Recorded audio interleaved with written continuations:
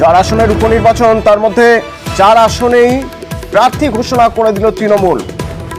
এর মধ্যে চমক বাগদায় তৃণমূল প্রার্থী মমতা বালার মেয়ে মধুপর্ণা ঠাকুর।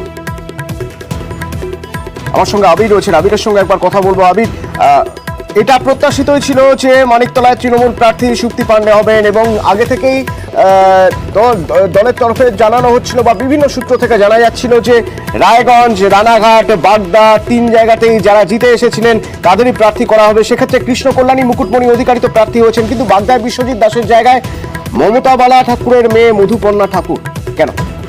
দেখো, প্রথমত হচ্ছে তৃণমূল কংগ্রেসের তরফ থেকে প্রথমেই এই যারা প্রার্থী ছিলেন, ওখানকার বিধায়ক যারা ছিলেন, যাদেরকে পরবর্তী সময় লোকসভা নির্বাচনে তৃণমূল কংগ্রেস প্রার্থী করেছিল, তাদের প্রত্যেকের সাথে কথা বলেছিল। এরা প্রত্যেকেই বিজেপিতে ছিলেন, বিজেপি ছেড়ে তৃণমূল কংগ্রেসে আসেন, লোকসভা নির্বাচনে প্রার্থী হন তারা, এবং সেই কারণেই তাদেরকে পদ ছাড়তে হয়, যে কারণে এই উপনির্বাচনের ঘটনা ঘটছে। যেটা জানা যাচ্ছে যে বিশ্বজিৎ দাস তিনি আর এই উপনির্বাচনে প্রার্থী হতে চাননি। তাকে দলের শীর্ষ নেতৃত্বের তরফ থেকে যোগাযোগ করা হলেও তিনি দলের শীর্ষ নেতৃত্বকে জানান যে তিনি সংগঠনের কাজে এই মুহূর্তে মন দিতে চান এবং নির্বাচনে যাকেই প্রার্থী করা হবে তিনি তার হয়ে সেখানে লড়াই করবেন। বাগদা বা ওই অংশের তুমি যদি দেখো তাহলে দেখতে পাবে যে ঠাকুরবাড়ির একটা প্রভাব রয়েছে, মতুয়াদের মধ্যে নির্বাচনের ক্ষেত্রে একটা প্রভাব রয়েছে, এবং সেই কারণেই হচ্ছে ঠাকুরবাড়ির মেয়ে মমতা বালা ঠাকুরের মেয়েকে এখানে প্রার্থী করা হয়েছে। এবং কিছুদিন আগেই শান্তনু ঠাকুরের বিরুদ্ধে এবং শান্তনু ঠাকুরের ভাইয়ের বিরুদ্ধে তুমি জানো যে ঠাকুরবাড়িতে ধর্নাতেও বসেছিলেন মমতা বালা ঠাকুরের মেয়ে।